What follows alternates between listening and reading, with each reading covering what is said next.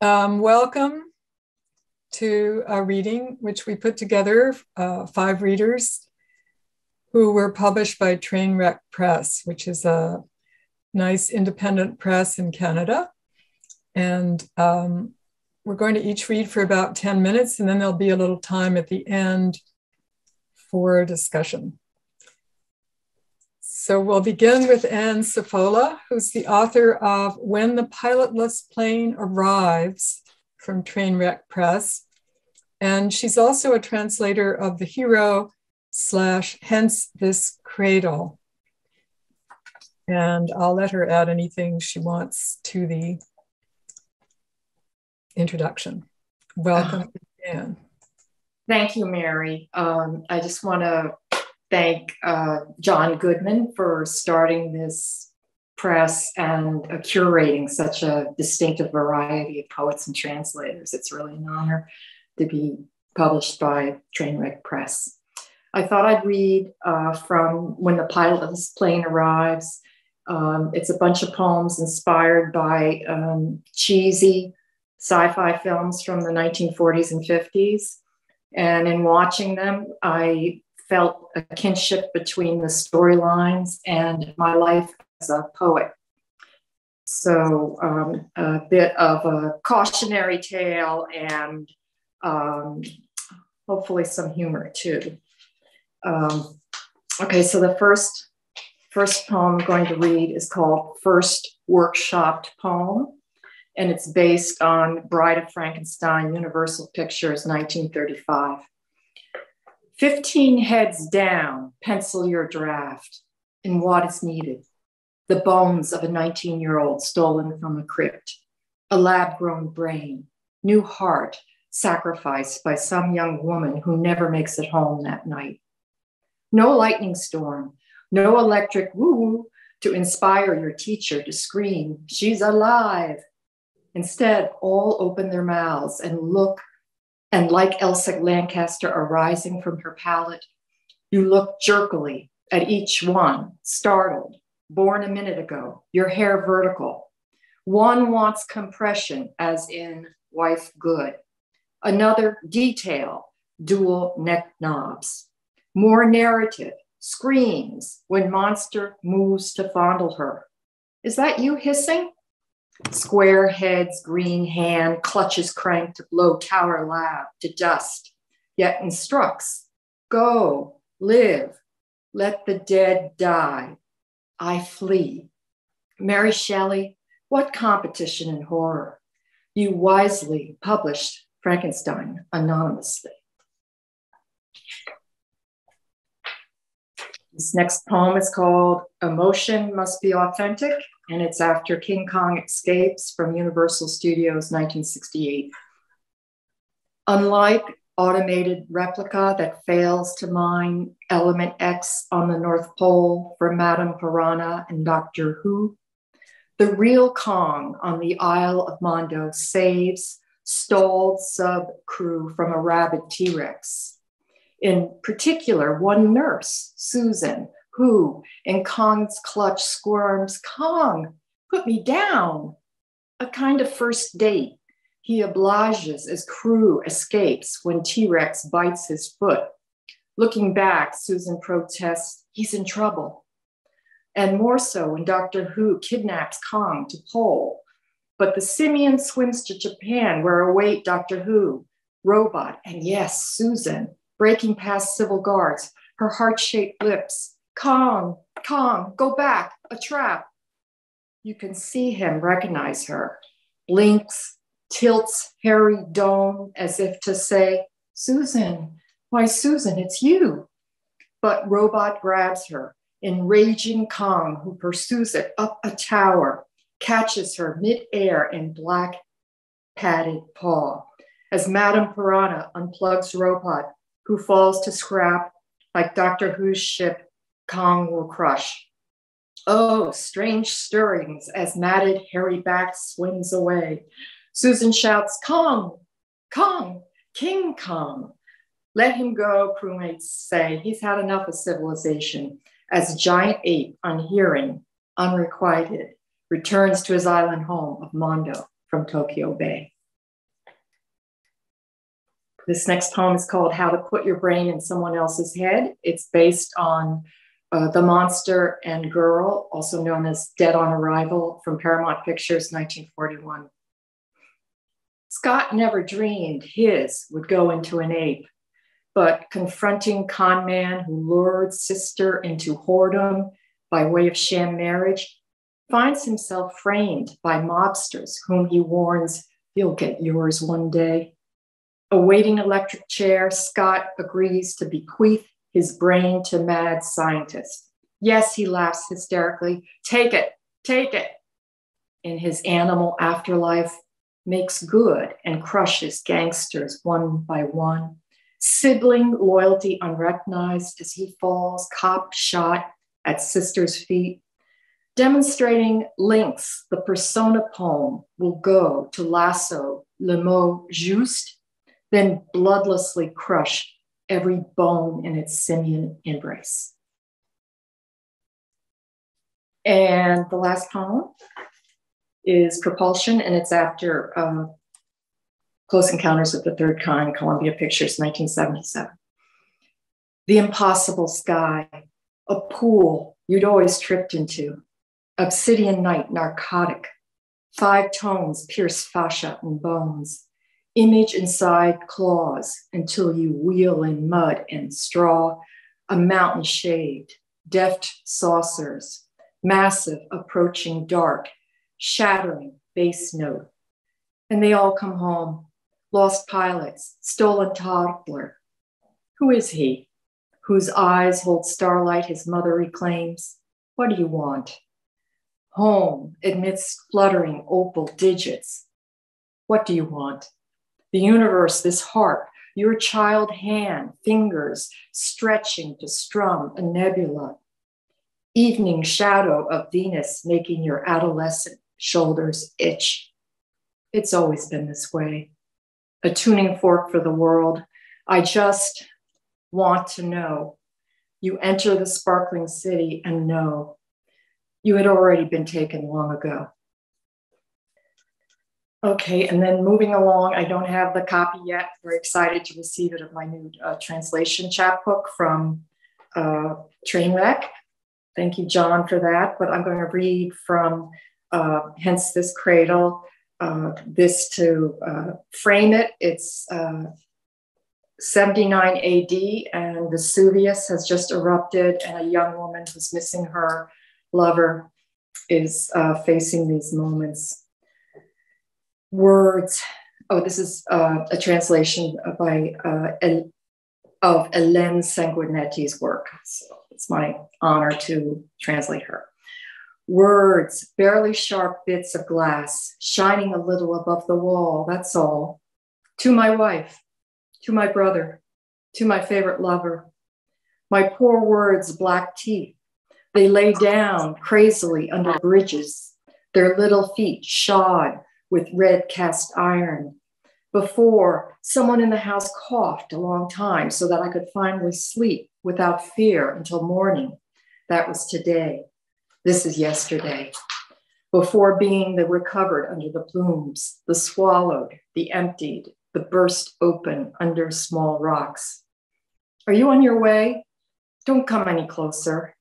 I'm going down to the sea, our child, the sea. You hear? A wave, a higher wave has never existed, and I come to your window. I am there, open bird, open cypress, open live, young man I love. Plume, mute, cast iron, so often feared in my dreams are here, everywhere. The beggar's sandals, good for nothing. Neither pillows, shutters, cash boxes, nor locks which squeak so much that you believe them insurmountable at night, in order to meet again something which resembles us, awaits without us. Is this a hole in the window pane? It's you going away in your cart. When you come back, in one bound, you smile and disappear. Will I ever see you again, ever? Where are we going? Make bread, bread. All the world needs it so, but no words. Words are going to die and rightly deserve to. Put a ring in this bread for she who will come with her bee fingers nested in the sky. Unmasked, she will effortlessly slip on the ring, and you will know that it's her, your own, and you will clasp her to you. You will say, Gazia, mine. Thank you very much for this opportunity to read. And now it's my pleasure to introduce Anthony Seidman, who comes to us from Los Angeles. He's the author of The Defining Crisis of Your Lifetime is Utopia from Trainwreck Press. And also his latest translation from Trainwreck is Yelida by Dominican poet Tomás Hernandez Franco, co-translated with Jim Cardenas. Anthony, welcome. Thank you, Anne. It's a pleasure to be here, and it's a pleasure to thank John Goodman in virtual person for all the hard work and the wonderful curating that he has done. So I'll read first a poem from this chapbook, The Defining Crisis of Your Lifetime is Utopia, and then I'll read from the translation of the Dominican poet. From The Defining Crisis of Your Lifetime is Utopia, I'm going to read the poem entitled The Mystery of Stolen Fruit. The man with slender pockets has a heart that crumples like newspaper. His boots crack ice even when his neighbors sleep on their porches, and heat licks the avenue with tar, smoking. Each of his eyes compressed into coal, while the wine in his veins hardens into rope, which he fashions into a noose. He no longer sees the streets for its trees and billboards promoting the vineyards of siesta. He witnesses a murder in some parallel tableau where a yellow glove nailed on Stalin's haunch is the sole evidence. His fingers search his pockets for the key that might open the door of smoke, fumbling for a thread to pull and undo the seams. Until then, a coolant the blue of crushed water inoculates night under his skin. Slow rain needles shut his eyes, and a loaf of bread grows stale at the hooves of the perennial goat.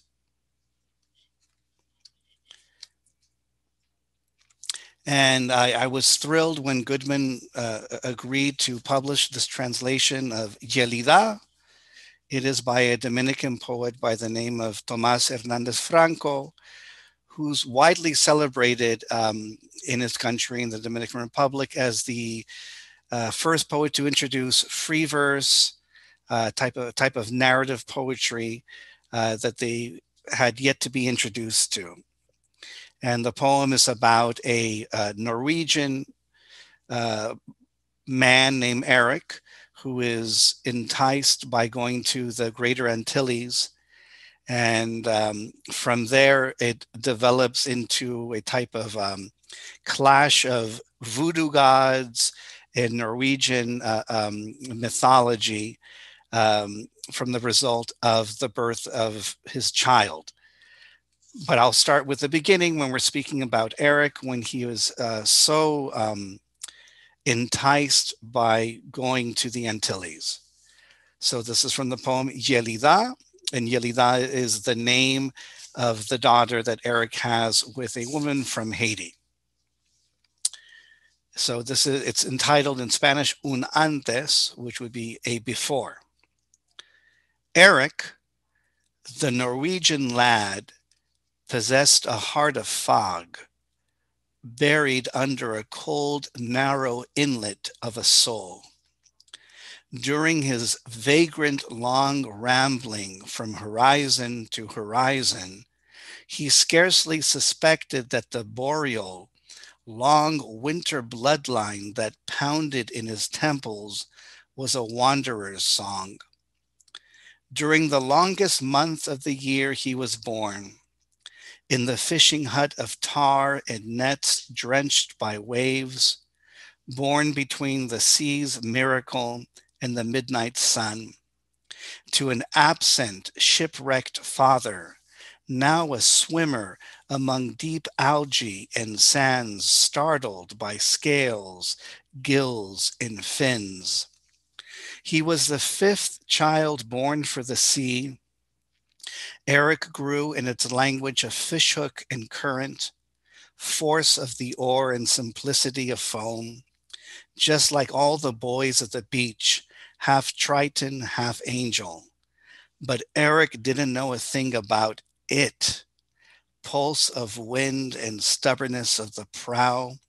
He could barrel through the names of fish from headland to cape and through the prayers of the channel and of the bay. At the age of 15, he could rattle off 1,000 gulfs, and not counting the already remote and brackish breast of motherland, yet not a single thought of Norway had set foot between his blonde eyebrows. During the annual caulking of boats, flames, filler ropes, and tar, Eric was 20 years of age and a virgin inside his oilskin boots, and he believed children were born just like fishes during the still nights with the sea at rest. But his uncle, the helmsman and long in the tooth, recounted stories of islands with burnished and blue ports, where hundreds of naked women carried coal aboard, where green birds abounded, boiling with obscene words, and where at night the brothel flowered with a deep voice from conga drums. The uncle mumbled a distant song, awash with sun and coconut trees, in a tongue that couldn't be Norwegian and which set off small whirls in Eric's pulse of wind. 22 years of age, Eric possessed a black and blue gaze, a damned soul but a keel in rudder's will to reach the isles of Sugar Mountains, where, as Uncle said, nights redolent with cedars smelled like rum barrels. Eric knew Norwegian sailors always jumped ship in the islands when they wound up blind drunk. The captain would kick them down into the ship's filthy hold, where they would return to Norway, thin and quiet and wane. With all of that and a swift kick to his tail, Eric the sailor was on his way. And after that, we have the process of Eric falling in love. And then the fruit of this marriage is Yelida. And from there, we have a wonderful, wonderful clash between voodoo gods and the gods of Norway, of mythology, battling over this child. So I highly suggest that you support Trainwreck Press and John Goodman's endeavor to produce interesting and promote interesting poetry, because this is the first translation of Yelida to appear in English. And Dominican poetry, despite the fact that we have many Dominicans living in the United States, is not widely read. And this is something that is highly treasured in their country. And thank you so much for allowing me to share my poetry and the poetry of Tomás Hernández Franco. And it is now my pleasure to introduce Mary Newell. Mary Newell authored the chapbook Resurge, Trainwreck Press, published in 2021, and Tilt, Hover, Veer. She is the co-editor of Poetics for the More Than Human World, which is published by Dispatches, for the Poetry Wars, if I remember. Very, very interesting press. And she currently teaches creative writing at the University of Connecticut. And we are thrilled to hear her read her own work. Thank you, Anthony, and thanks to John Goodman and Trainwreck Press. So I'm going to start by reading a few poems from my first chapbook. Tilt, I'm sorry you're getting it backwards. It's Tilt, Hover, Veer. And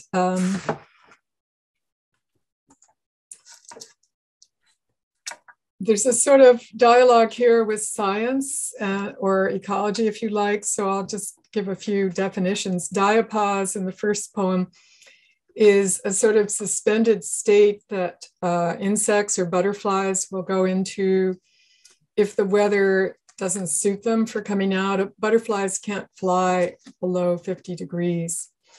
So that's the context of this first poem. It sort of suits our time in the year. In the pith of diapause, tone held through the gap between crawl, chew, and flutter, sip, weather turn.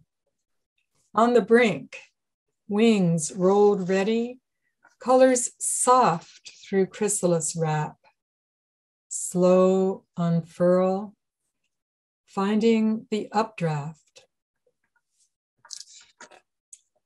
And the next poem is called In the Pith of Attenuation. This book is organized around hinge theory, actually, of Heller-Levinson, in the sense that it has a particle in the pith, and most of the poems relate to that. And I'm very interested in pith because it's the sort of center feeding column of a plant, but it's hollow. So it's both hollow and nutritive. And it has that double sort of edge. And this poem refers to murmuration. And if you've never experienced a murmuration, I highly recommend that you arrange to do so. It's a self-organizing phenomenon where birds, for instance, swifts who eat insects, will be flying around randomly, and sometime around twilight, they'll self-organize into a spiral vortex and go into the nearest cave or, if necessary, chimney. In the pith of attenuation, excruciate at the crossroads, chiasmic tangle, climacteric muddle, Janus pull, cross wires, warp wrap, heed elusive, scale nuance, interval trill, attune, consonants throb, murmuration. And I'll read one more poem from this book. This refers to a Japanese technique of fixing broken pottery called kintsugi or kintsugi, depending on what part of Japan you live in, where you take lacquer mixed with powdered gold, silver, or platinum to repair the cracks. In the pith of breakdown, rose draws in petals at dusk, forgets to relinquish clutch at sunrise. The world, a rack, stretched pervious or unbearable, shatter, break out, rally, a plea for kintsugi, cracks filled precious, meander, fusion, sheen, luster reclaim, gold or platinum, neat or overflow, gratitude for the flow that seals the ruptures. And then I'm going to read from Research, which is a chapbook published by Trainwreck Press. This is a cover picture done by my friend Susan Obrandt. This is a narrative chapbook, so it's really hard to select poems that stand out individually. So I'm only going to read a couple, but I hope you'll have a chance to read the whole of it. And I will say that one of the characters is a gardener, so that gave me permission to write about hummingbirds and flowers, which I like to do. So this first poem is about hummingbirds and salvia. Now, salvia is a plant, for those who don't know, and hummingbirds and salvia are sort of famous for co-evolving a mutuality, where they really suit each other very well in terms of the tube length of the salvia and the hummingbird's beak. And so aside from that, hummingbirds have the honor of having created a whole new color of salvias, the ultraviolet tone, which unfortunately is an annual, but it's a gorgeous flower. So co-foster, and this was, an earlier version was published in Blaze Vox by Jeffrey Gotza. Co-foster, hummingbird tangles with salvias. Generations of entwine fold into this smooth bonding. Locomotes by quiver, broadcasts by whir, ripple of flight wake, figure 8 spinouts, flash, iridescent green. Needs frequent sweets to sustain geared up heart. Whiz zip, hover, to sip with forked tongue from deep throated blooms. Salvia's trapdoor stamens rub pollen on transfixed head of sipper, who soon flits with gold corona to blend pollen from mauve and blue salvias, forging new ultraviolet tone. And one more hummingbird poem, Intervolve. O voltaic garden flit, your volant frivels smile me. Hummingbird, your circumvolutions gyrating phosphorescence, fructuous volarie, profligate pollen disperser, emit a hint how not to clutch so hard it shreds tendons, rips heart house. Joy in volatility, deep intake, lunge into spacious. And this is a poem also from Research, which was before that published in Ethel, which is a lovely little chapbook, handmade chapbook. And it has a epigram from Angela Merkel. Between words and deeds, there is a sea.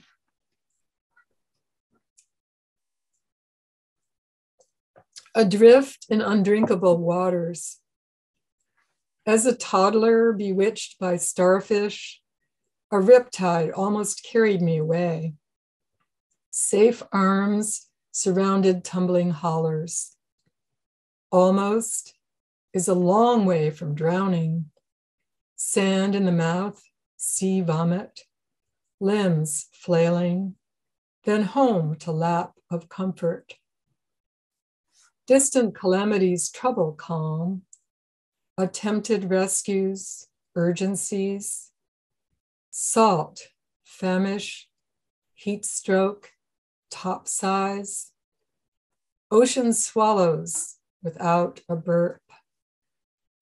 Arms can't reach through a newscast to help those stripped from home, land who risk the turbulent vault. The ocean tantalizes, seduced by its rhythmic pulse. I forget undertow, dead zones, toxic cargo permutating cells. And then I have one so far unpublished poem that I want to end with. And this goes back to an original garden you've probably all heard of, and it refers to the two sons of Abraham, in case you're not familiar with them. Ishmael was the son of Abraham and Hagar, and Isaac was the son of Abraham and Sarah, the former being an ancestor of Muhammad, and the latter the founder of the 12 tribes of Israel. The pollinator's cross. Say Eve left first, right away. Doesn't like remonstrance. Did she invite the serpent to hiss chthonic wisdom? Or did he uncoil and slither along? We have no record of that moment of decision or avoidance. Adam hung back, sulking. Wasn't all this meant to be his? She went on, planted a garden with a tree, an apple tree, or was it an apricot? Generous with the fruit, Eve kept only a third. Of the rest, she gave half to Ishmael's progeny and half to those of Isaac. They planted the pits. Trees grew and thrived, but not together. Sky god worshippers in warring assemblies, firm in dissonant truths from Abraham's split heritage, pilgrimage to the shared, partitioned golden locus. Their prayers transected by grudges and grief. Scent of fruit trees in bloom wafts across borders. One day a honeybee from some struggling hive buzzed from one tree to another, cross-pollinated across barbed wire. And so a tree grows that doesn't remember bloodshed. Who will eat that fruit and what knowledge imbibe? Thank you very much.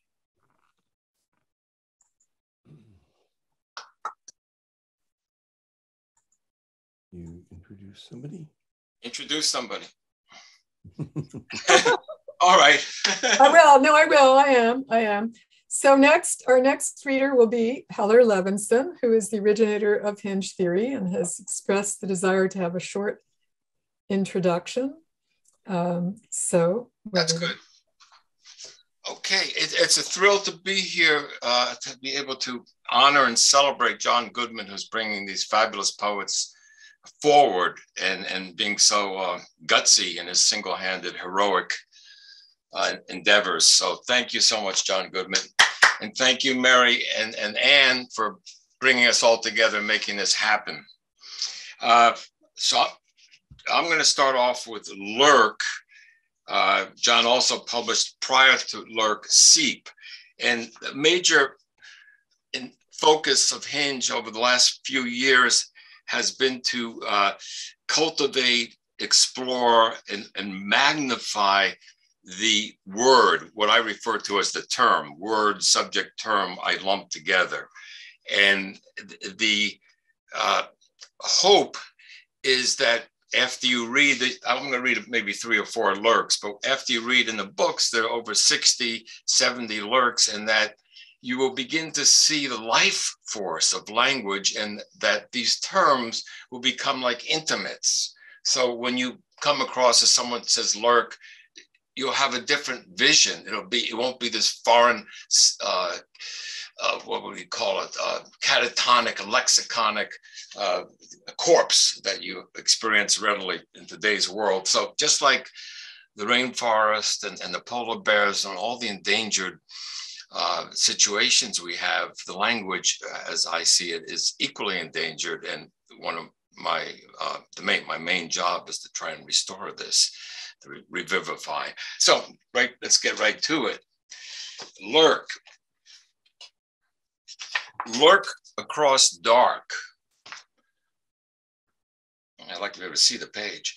Lurk across dark, dudgeon pall, over haunt filled ground pit, range gaunt coiled granule plier, stagger from storm, the upstart, the foul, wetted, phosphorus bone winding wards, gnaw, vociferous. Next one will be lurk in the company of sinister.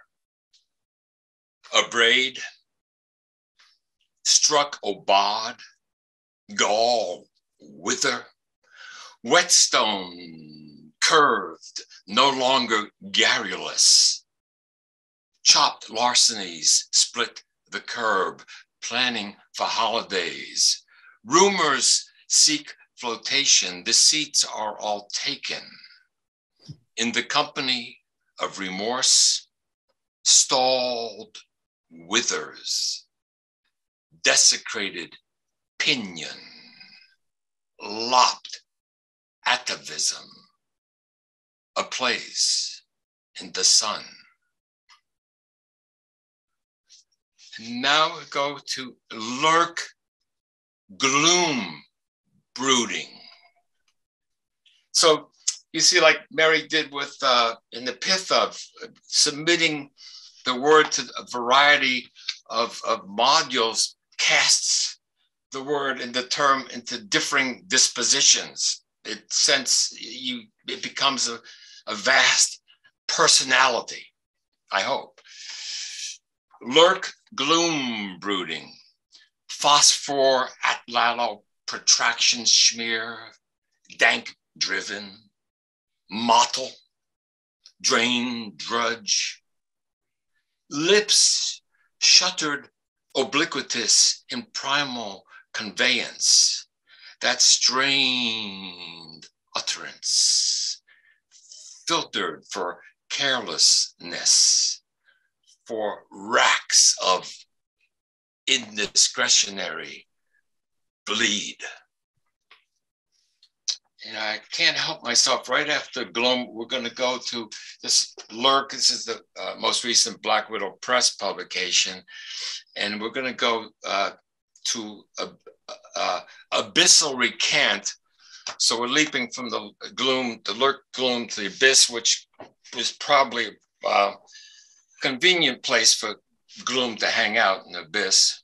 So this is abyssal recant.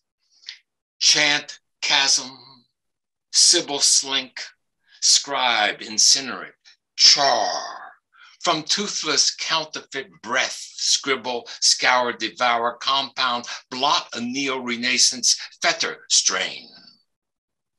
Compunction but partition.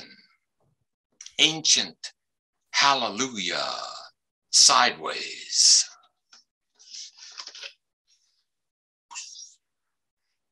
Lurk on administrative leave, page 238. So lurk on administrative leave sets up the idea of, kick back, you're gonna hang out. So let's see where we go with this. Lurk on administrative leave, respire, meander, latchless, kick back, flaneur, lol, lollipop, succule, fiddle, languish, breath, irides, gestate, credule, crunch, sphere, cylindrical, moss, murmur, abracadabra.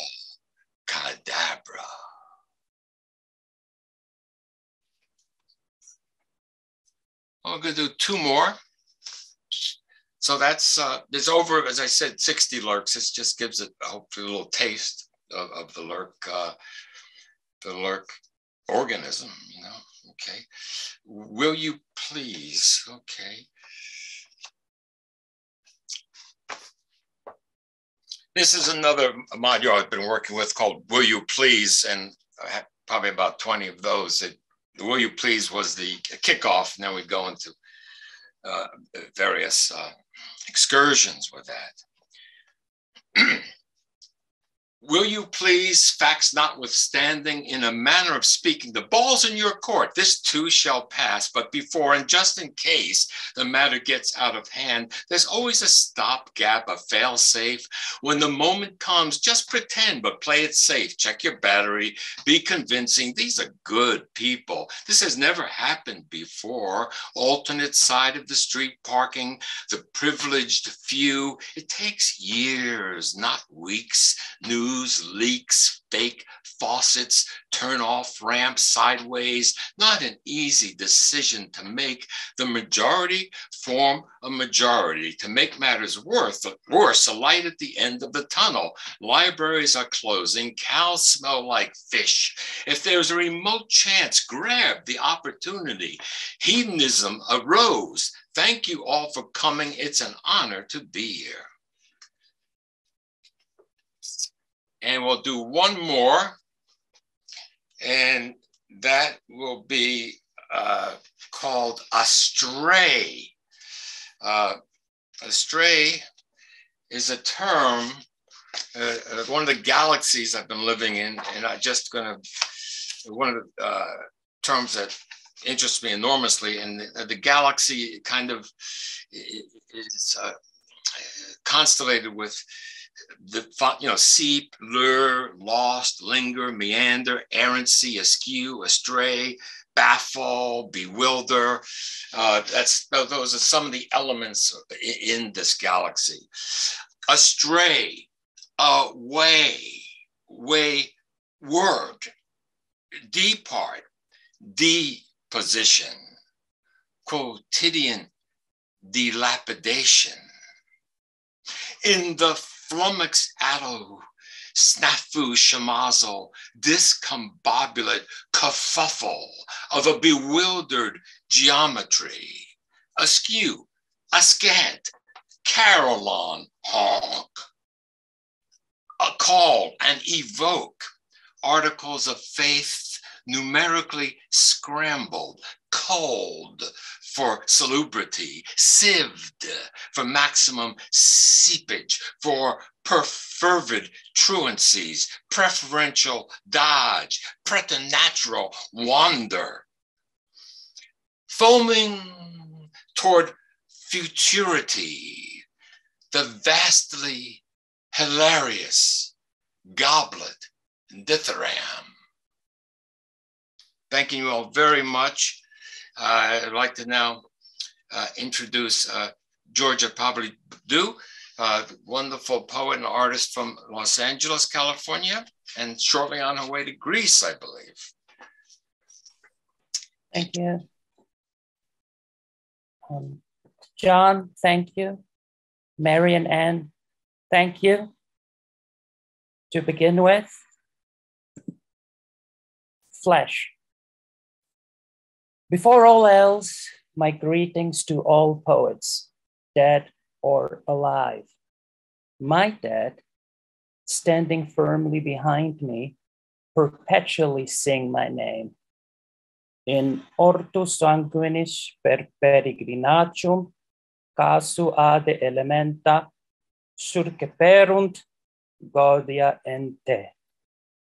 It's the living that can't stop haunting me. They seem deader than the dead. The dead feed me. Do you think this has grown as some sort of natural psychic mutation of the age? Perhaps it has something to do with being in the mountains or the whine of my own voice. I belong to Shiva. I looked inside my body for my soul. I only found the blue-throated one. There was no soul. A slave of extremes, I am both dead and alive. I have no need to extract the stone of madness. One can't be crazy enough. I am both Eurydice and Orpheus. I'm perpetually giving birth. My body is schrecklich. In fact, the body is schrecklich. All bodies are schrecklich. Think about this body. Something curiously effervescent when good and evil reunite absorbs me. I'm a microbe dwelling on a microbe, orbiting a microbe. Language is the final frontier. Yet, like birds in need of a branch to land on, words need our flesh. Now from inside the Black Hornet's mine tunnel. Here the palm trees wave at you, for Dean Moriarty. I live in La La Land. Here, palm trees wave at you, saying everything is possible. Enjoy walking around our gorgeous strip malls.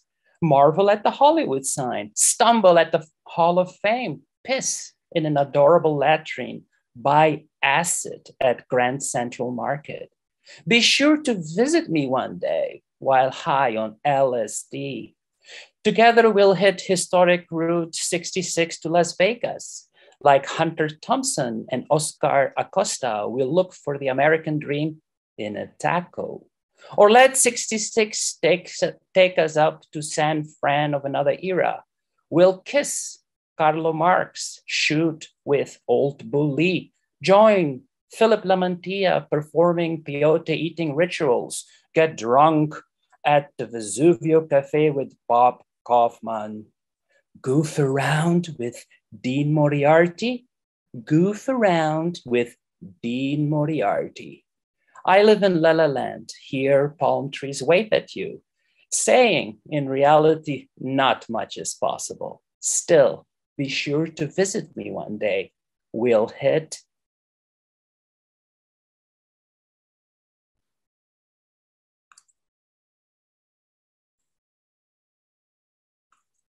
another one from Trainwreck chapbook. Helios, you adorable psychopath. Helios, you adorable psychopath. Your climatic shenanigans endear me. Go on, burn us all, turn us into desert, turn us into waste, but don't burn yourself just yet. Instead, let me dance with you, you gorgeously round serial killer. I slap you in the face, nibble on your lip, and ask you, what did you have for breakfast today, honey? Solis, you marvelous Mussolini. I want to gently masturbate your tentacles of fire and waltz through your lava. Penetrate your soft chromosphere. Perform fellatio. Perhaps then you'll stop melting down the North Pole, farting out heat waves, setting our oceans on fire, burn down our forests. Surya, you sexy rapist. In a few billion years, you'll forget how to dance. You'll trip, fall on your face, run off on crutches like a crippled Jupiter. From a ramshackle spaceship, post-human vigilantes will watch you commit harikiri like a sea urchin. Goodbye now, Tonal Tsinti, you wondrous life-giving murderer. Your 10 billion years are almost over. Cyborgs are breakdancing out of joy in the direction of their next star. Soon, you'll be a black hole. Gods and goddesses will hibernate in your groin, and we, the people, forget about us. We're long gone. Who cares? It's over. So long, you beautiful round bastard. It wasn't that great. It wasn't that bad either. Last one from Trainwreck chapbook. 2 questions. Sweetest Lesbia, dearest enemy, listen to my cubist painting of sound. The first 3 colors compose 5 skinned olive trees pointing at the sun. The second 2 paint prehistoric women swinging to an infernal opera of dysphonic sighs. Sweetest Lesbia, don't stop listening. Half-naked angels have appeared in your ears. Archangels with short hair, singing Orphic hymns, removing their leather miniskirts, undressing their celestial sex, making serpentine movements, undulating to an underground opera of inverted pigments. Instead, ask the moon to make love to you, as if you were an ancient oak of at least 1,000 years, and to play with your genitals, as if they were comets like erected octopuses, landing on wide breath with drops of blue semen spilt on red earth. Third, there is the old sage perpetual humming. From his yellow eyes, Dravidian syllables of blue bread come crawling. The old sage arms dug in sand as you listened to my cubist painting of sound, looking for the scorpions of lust. He only found a filled fossil containing 2 questions. I was glad he encountered only 2 questions, because I paced around these 2 questions in tiny circles as fast as I could, thinking, suppose these 2 questions would be answered by 2 other questions.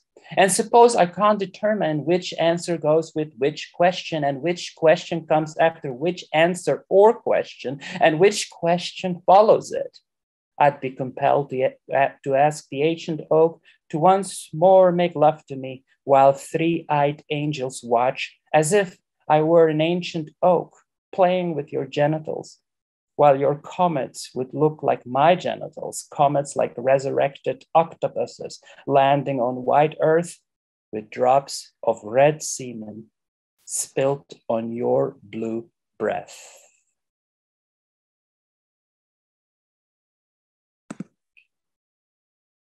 To end with, cosmic cyclopes. What would happen if an angel appeared among us, sold as a slave, shred to pieces, dissected, extracted to be used as an aphrodisiac, crucified? No interdimensional being would ever dare come into our world, I think. Extraterrestrial beings probably wouldn't even consider traveling to the blue planet. They're not crazy. They're not suicidal. Unless, of course, they're giants. And why wouldn't they be giants? Our star is a dwarf. Our planet is tiny. Intergalactic cyclopes are brewing plans, perhaps. But what could they possibly gain from coming over? Surely they wouldn't travel light years to have us as a snack. Perhaps en route to somewhere else. They might land on Earth as a stopover, like picking up a breakfast burrito while driving to the office. Imagine them as tall as mountains. Our ant-like brain versus their ramped-up artificial intelligence. Our insect-like conduct versus their interdimensional travels. We'd make a rather exotic meal, I think.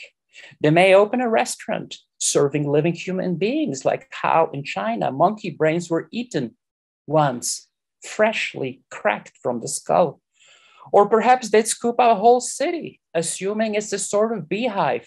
They'll study us, trying to figure out what our vocalizations mean, trying to figure out why war is so inherent to our species. They'll produce 7-dimensional documentaries. Other beings will stream reality shows featuring our executions, hate crimes, chemical warfare, the Holocaust. Perhaps it'll be as amusing to them as how some of us feel watching male elks butting heads, or soldier ants attacking a foreign insect, like young boys blowing up frogs or tortured pets, or like when women were accused of witchcraft and burned alive at the stake. That was particularly clever and funny. They might set us up against another planet simply for their entertainment. My bet is that aliens are gigantic. And if they're interested in our resources, they'd probably swallow up the whole planet en route to more interesting places. We'll end up as eat these excrements. Together with our oceans, mountains, forests, animals, one huge turd. Gigantic to us, minuscule to them, of course. We'll be fertilizer floating around in space till some other species find and collects us, uses us as manure to enrich their intergalactic fields, produce crops as large as Jupiter. Perhaps this is how humanity will be recorded. At another planet's history books, commemorating the destruction of our planet in the Universal Museum of Tolerance. Extraterrestrial kids will learn about us in excursions to their Cosmic Museum of Natural History. The blue planet became the brown planet, like how gorgeous animals end up cooked, eaten, and excreted. Would that be so bad?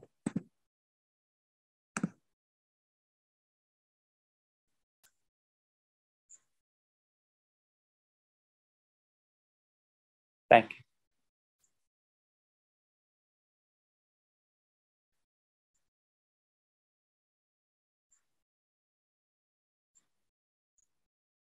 So you're all invited to unmute now, and we can have a short exchange. Those who would like. Love that.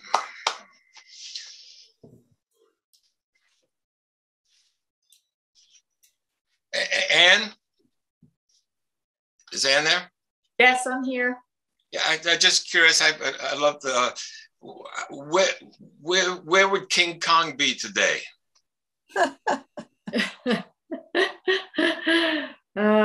King Kong. Yeah. When did that come out? What date? Really, I forgot. I didn't understand the date. Hold on a second. I'll tell you. No, I mean the movie, the actual movie. Yeah, no,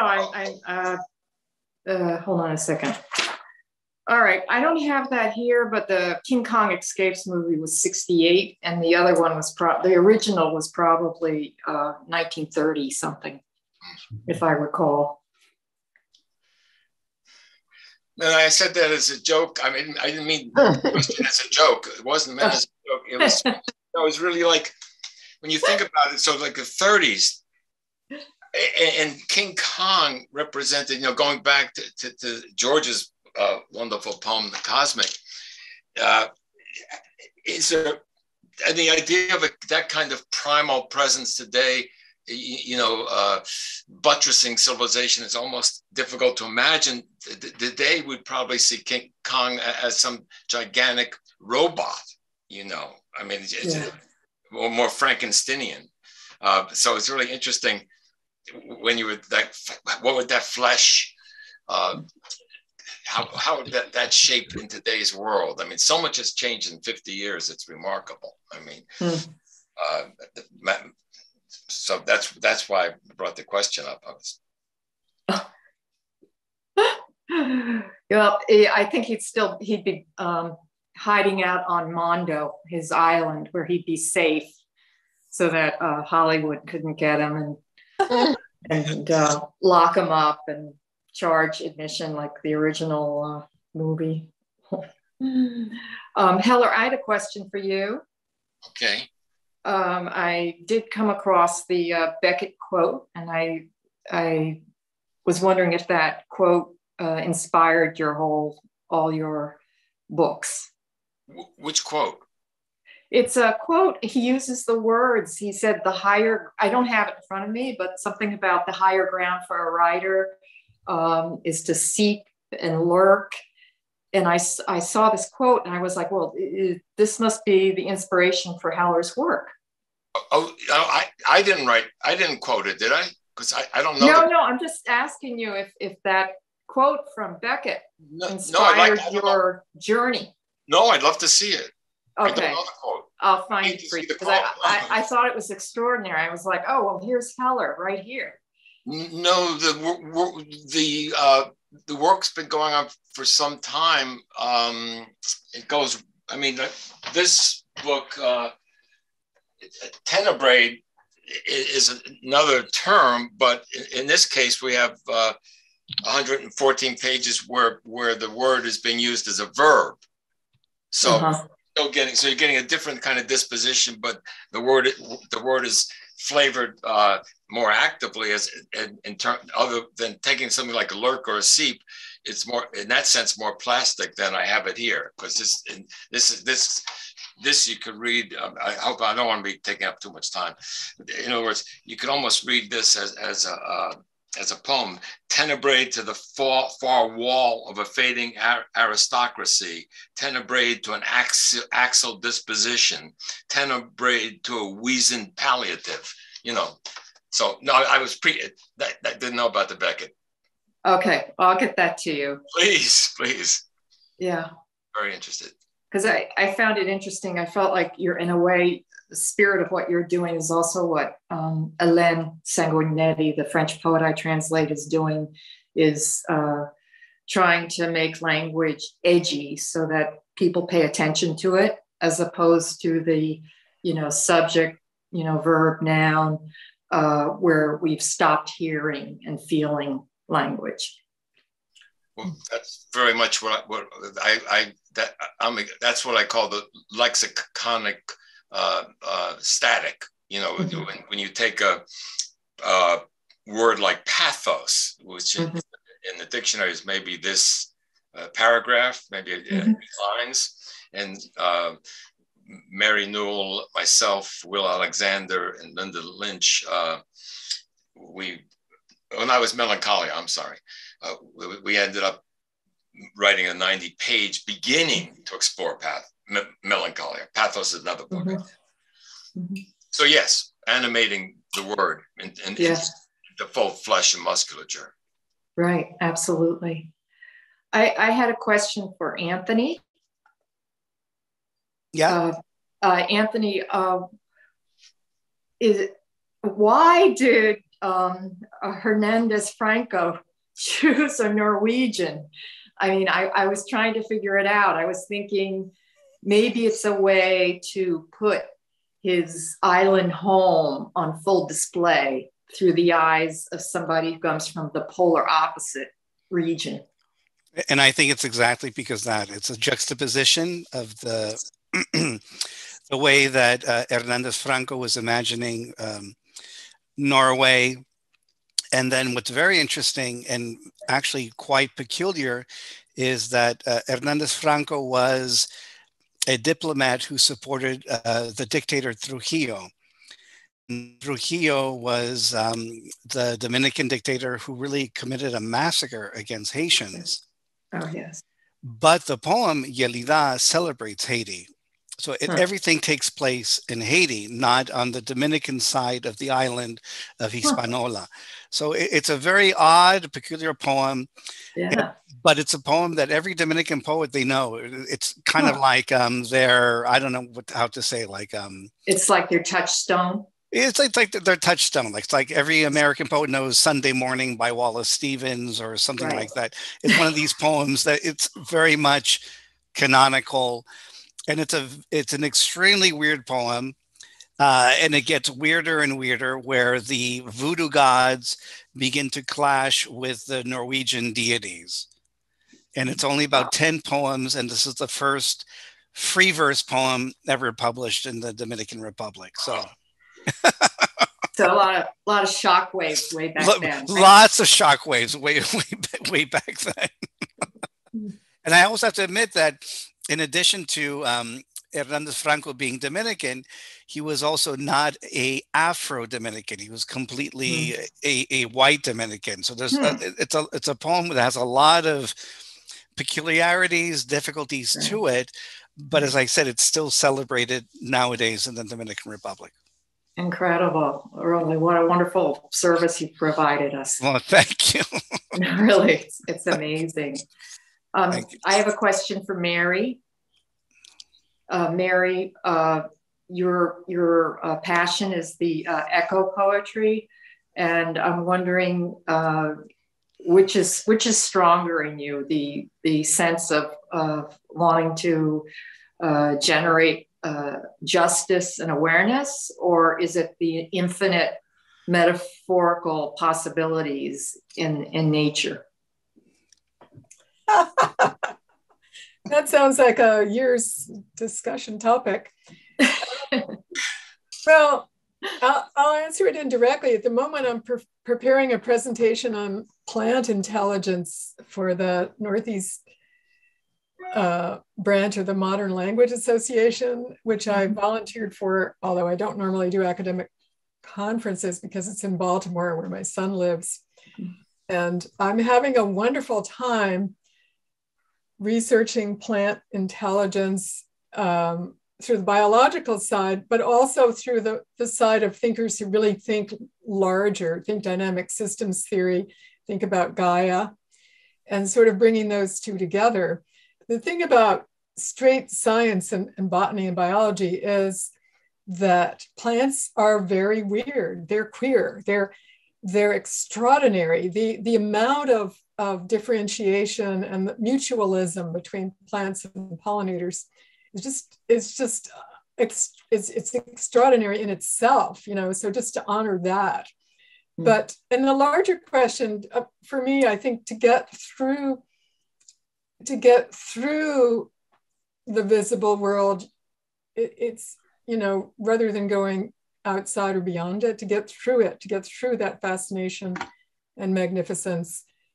And then all the levels of, you know, are there somewhere enfolded, you know.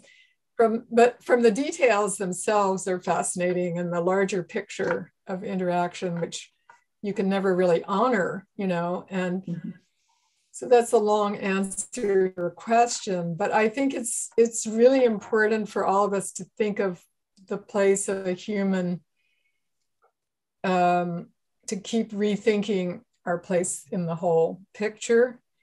You know, because it's like with gender, you know, people say, well, men were on top and now women should be on top, but that's still a dichotomy. You know, you haven't really improved anything, really. And it's the same now. People say, well, we're the problem, but, you know, it's not going far enough and looking at what's really going on, you know, and how we could be useful here without making more of a mess.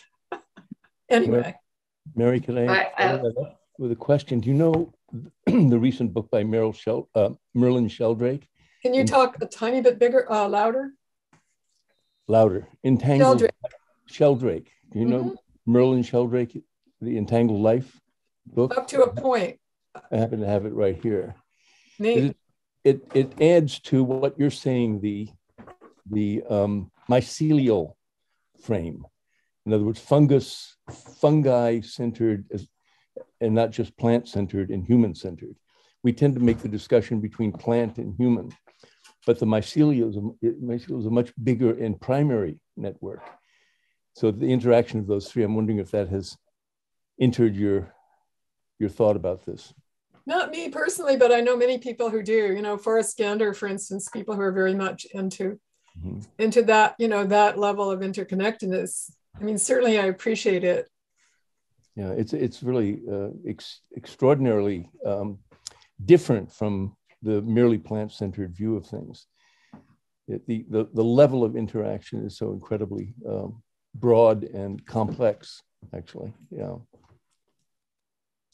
Mary, it might be interesting to tell what you related to me earlier about the bee and the flower cup. Well, I mean, I don't want to take over the whole discussion. No, it's just a quick thing. It goes with what George was saying at the interplay. Yeah, I mean, for example, aside from the morphological fittings of pollinators and flowers, there are these acoustic activities going on. That the cup-shaped flowers, which are a lot of the flowers, you know, actually pick up sound waves, you know, and give them back. And so they've now discovered that a flower can tell when a bee is in the proximity. And they've actually tested it acoustically. It's not just any old sound, it's particularly the bee sound, which apparently is a deep, somewhere deep there. And it will, this particular plant will sweeten up its nectar. It will actually change the composition of its nectar. Now, if we could have that kind of sensitivity, you know, to each other, right? You know, when someone walks in the door, what does this person need? You know, do they need something sweet, or they need a, you know, that kind Mary, of I thought we did have that connection.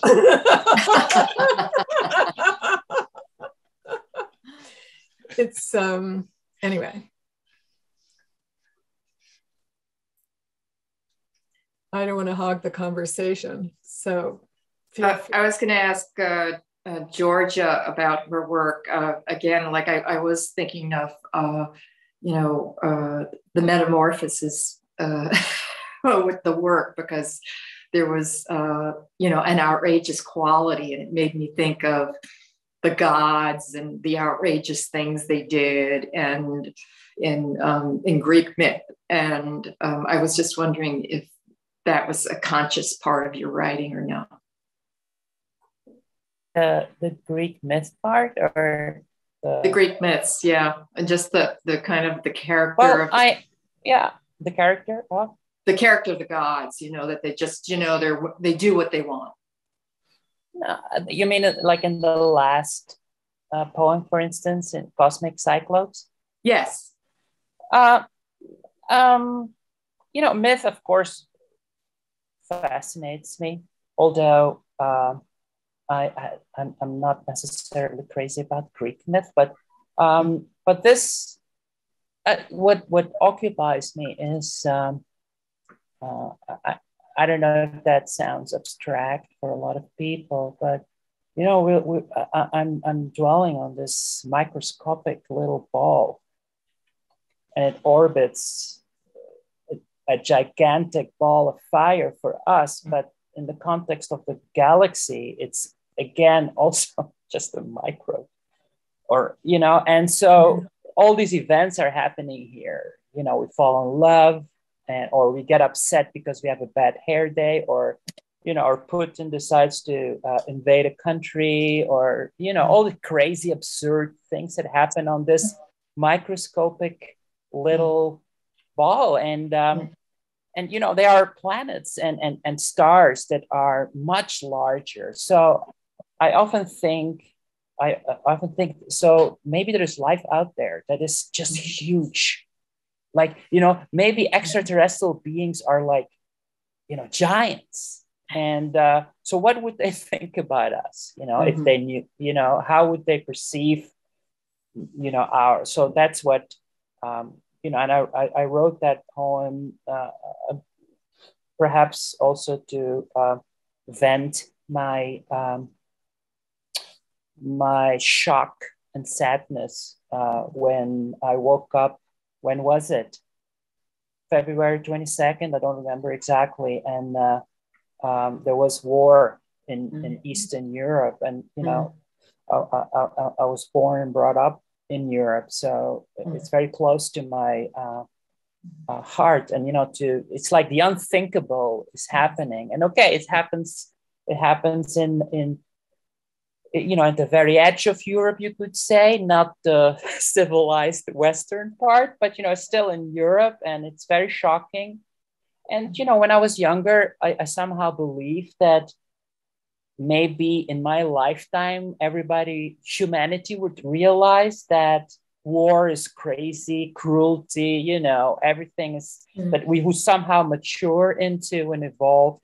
But, with time, I've come to believe that it's inherent to us, that we are just inherently cruel.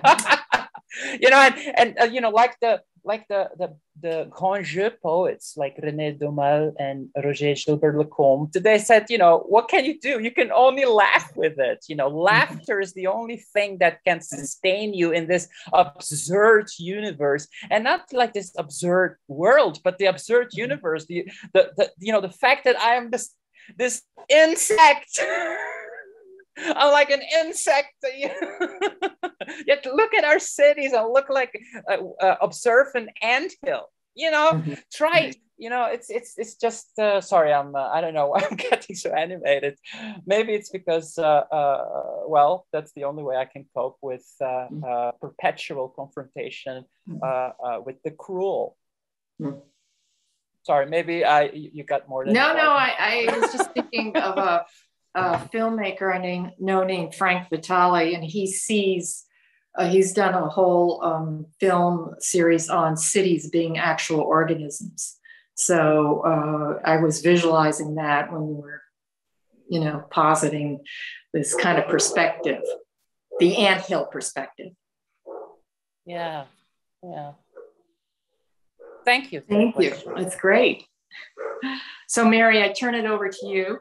Well, we have about 10 more minutes if anyone wants to exchange, and then we'll go on to our evenings. So feel free to speak up at this point and unmute yourselves if you want to.